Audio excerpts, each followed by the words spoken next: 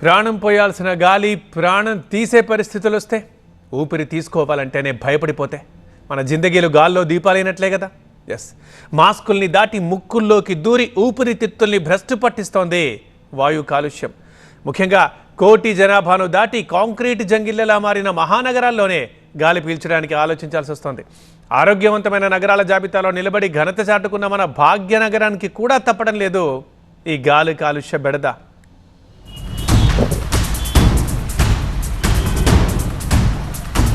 ఎప్పుడు రాజధాని ఢిల్లీని వణికించే ఎయిర్ పొల్యూషన్ అప్పుడప్పుడు మన భాగ్యనగరాన్ని కూడా కమ్మేస్తుంది.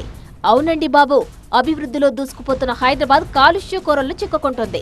జర భద్రమని హెచ్చరిస్తోంది పొల్యూషన్ కంట్రోల్ బోర్డు. గత సంవత్సరంతో పోలిస్తే ఈసారి కాలుష్యం పెరిగి గాలిలో ఎయిర్ క్వాలిటీ ఇండెక్స్ పరుగులు పెడుతూ అలారం బెల్స్ మోగిస్తోంది. హైదరాబాద్ లో స్వచ్ఛమైన గాలి ప్రస్తుతం ఉందా? అసలు పూర్తి స్థాయిలో పొల్యూషన్ కంట్రోల్ బోర్డు ఏం చెప్తుంది? ఈ పొల్యూషన్ ఉన్న గాలిని పీల్చడం ద్వారా ఎట్లాంటి జబ్బులు వస్తాయి, శ్వాసకోశ వ్యాధులు తప్పవంటున్న వైద్యులు. రండి, అసలు హైదరాబాద్లో ఎట్లాంటి గాలి మీరు పీలుస్తున్నారో తెలుసుకుందాం. వాహనాల సంఖ్య విపరీతంగా పెరిగిపోవడం, అదే స్థాయిలో గాలి కూడా కలుషితం కావడం, నిర్మాణాలు, పారిశ్రామిక ప్రాంతాల్లో పీల్చే గాలి విషతుల్యం కావడం, ఇవన్నీ కలిసి హైటెక్ సిటీని హై పొల్యూటెడ్ సిటీగా మార్చేస్తున్నాయి. గాలి నాణ్యతను కొల్చే ఎయిర్ క్వాలిటీ ఇండెక్స్ 50 ఉండాల్సిన చోట 100 నుంచి 120 అంటూ పరుగులంకించుకుంది. డైలీ మార్నింగ్ నుండి ఈవినింగ్ వరకు ఆల్మోస్ట్ 50 to 60 కిలోమీటర్స్ తిరుగుతాను మేము, మొత్తం బండి మీద తిరగడము. పొల్యూషన్ అయితే బాగానే ఉంది ప్రజెంట్ అయితే. పాత వెహికల్ నుంచి కూడా కంపల్సరీ వస్తుందండి. అంటే అట్లీస్ట్ 10 years ఎబో దాన్ని అయిపోయిన దాన్ని రోడ్ల మీద తిరిగకుండా చేయాలి. అలాగే డబుల్ సైలెన్సర్స్ పెడుతురు కదా, దాని మీద కూడా కొంచెం కంపల్సరీ కేర్ తీసుకోవాల్సిన అవసరం ఉందండి. ఎవరు పియూసీ మెయింటైన్ చేయట్లేదు సార్, మెయిన్ అది ప్రాబ్లం. అది ఈవెన్ ట్రాన్స్పోర్ట్ బస్ కూడా తీసుకోండి, ఆర్టీసీ కూడా ఎక్కువ పొల్యూషన్స్ వస్తూ ఉన్నాయి, దాని నుంచి కూడా పొగలు అన్నీ.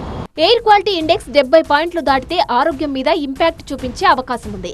100 పాయింట్లు దాటితే ఆ ప్రభావం తీవ్రమవుతుంది.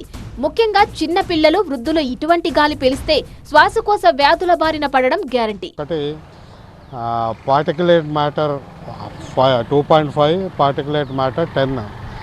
ఇవి రెండు చాలా కీలకము గాలి కాలుష్యంలో. ఢిల్లీ నగరంలో, బెంగళూరులో కానీ ఇంకా ఇతర నగరాల్లో ఉన్నదానికంటే ఎక్కువగా హైదరాబాద్ నగరంలో ఉందని మనకు డేటా చెప్తుంది. ఎయిర్ క్వాలిటీ ఇండెక్స్లో కేవలం మనకు నైట్రస్ ఆక్సైడ్స్, సల్ఫర్ ఆక్సైడే చూస్తారు, కానీ ఇక్కడ ఇంకా అనేక రకాల వాయువులు ఉన్నాయి. అందులో ఒకటి బెంజిన్, చాలా ప్రమాదకరమైన క్యాన్సర్ కారక వాయువు.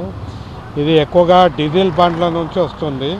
Kokapet, zoo park, Somajiguda, ECIL, Nacharam, Pasamailaram, new Malakpet, Banjara hills, Koti, KPHB వాయు కాలుష్యం సబ్జెక్టులో డేంజర్ బెల్స్ మోగుతున్న ప్రాంతాలివి.